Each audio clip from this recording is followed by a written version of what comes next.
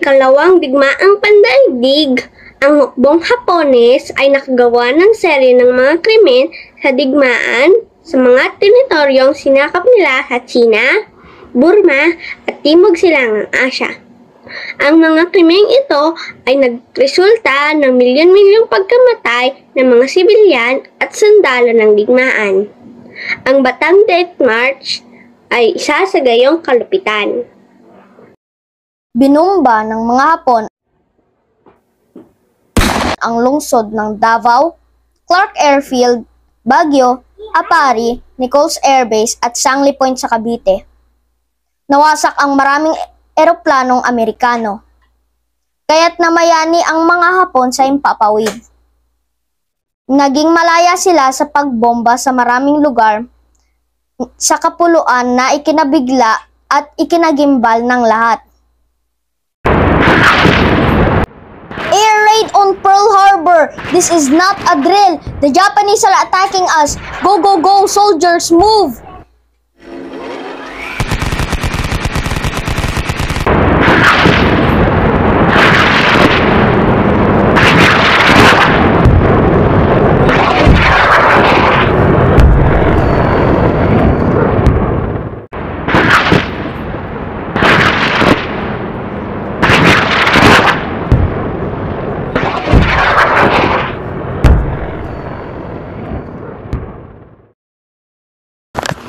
Kaagad pagkatapos ng pag-atake ng Pearl Harbor, sinimulan ng hukbong Hapones ang pag-agaw sa mga isla ng Pilipinas.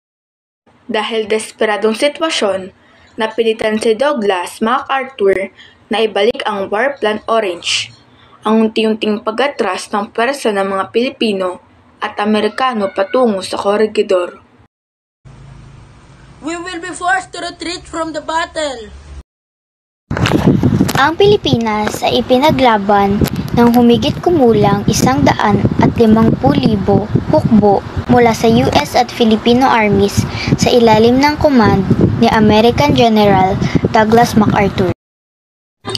Noong Marso 11, 1942, umalis ng Maynila si General Douglas MacArthur sa utos ni US President Franklin Roosevelt. Nangako siya sa kanyang mga sundalo, I shall return. Tumagal ng 79 na araw ang labanan ng mga Pilipino at Amerikano sa mga Hapones.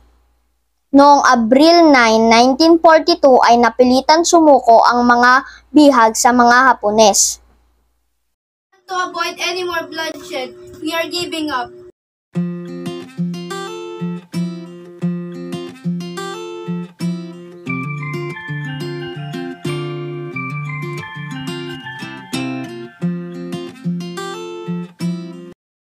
Inaasahan ng hukbong Hapones na masakop ang Pilipinas sa loob lamang ng ilang araw, ngunit ang dami ng mga sundalong nahuli nila ay higit na lumampas sa kanilang inaasahan. Inaasahan nilang mahuhuli ang humigit kumulang 30,000 bilanggo, ngunit ang katotohanan ay 76,000 sundalong Amerikano at Pilipino ang naglatag ng kanilang mga armas. Sa talakayan sa pagsuko ng mga sundalo, humingi ng pahintulot si General Edward King ng US na ihatid ang mga bilanggo sa Camp O'Donnell. Sakay ang mga truck ng hukbong Amerikano. Ngunit, binasura ng general ng mga Hapon na si Masaharu Homma. Sa dami ng prisoners of war, nais na alisin ng Masaharu Homma ito ang mga bihag. Kailangan na natin alisin ang mga bihag. Maghanda na kayo sa ating pagsalakay sa koridor.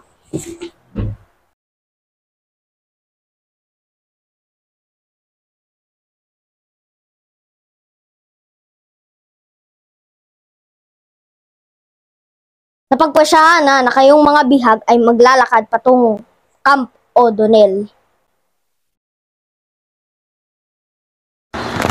Dahil sa walang masakyan ay pinilitang maglakad ang mga sumukong sundalo papuntang Camp O'Donnell, San Fernando, Pampanga na nasa higit 100 kilometro ang layo.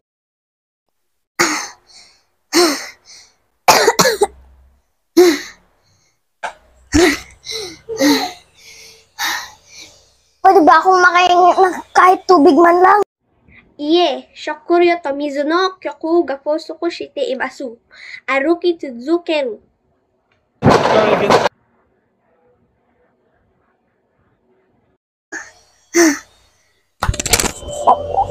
Dumanas ng pagmamaltrato at sobrang pagkapagod ang mga bihag sa kamay ng mga Hapon. Taliwas sa mga utos ni Masaharu Homa na isang mapayapang marcha, pinag-utos ni Colonel Masanobu Tsuji ang pagpaslang sa 400 Filipino officers at ENCO sa Patingan River.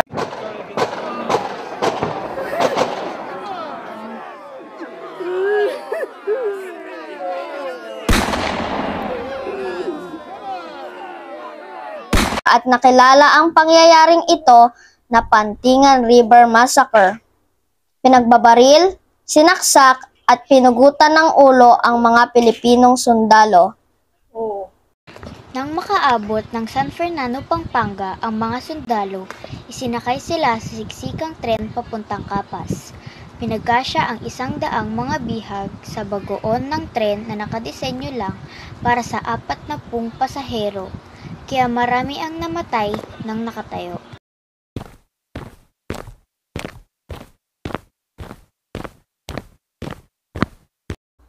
Sa kabila nito, hindi pa nagtapos ang paghihirap ng mga bihag sa Camp O'Donnell.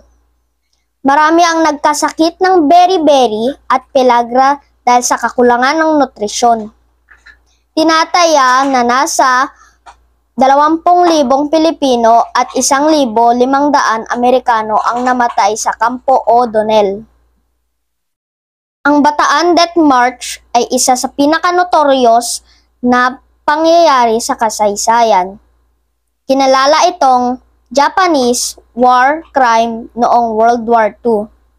Ginamit ito ng mga Amerikano bilang karahasan at kabrutalan ng mga Hapones upang suportahan ng US public ang digmaan. Pagkatapos ng digmaan, si General Masaharu Homa ay hinatulan ng kamatayan dahil sa kanyang kinalaman sa Bataan Death March gamit ang baril o firing squad.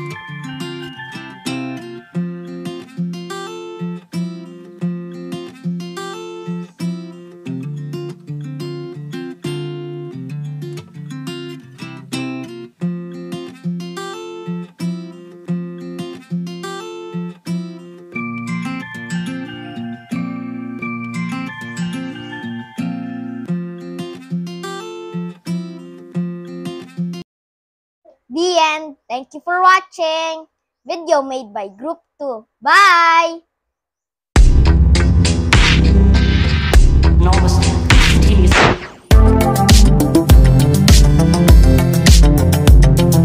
Yung pang-cover!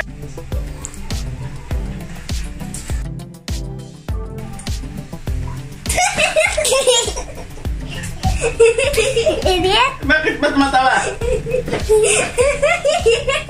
Ano ba?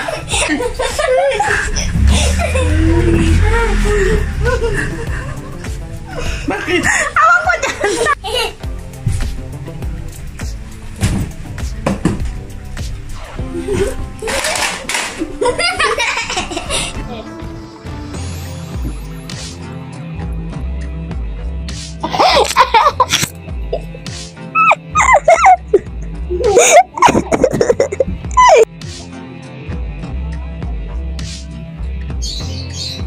Kailangan alisin na dito ang mga bihag.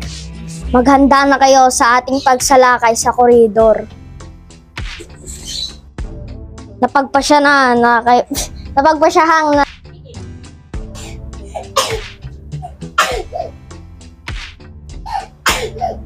lang yung buhok ko.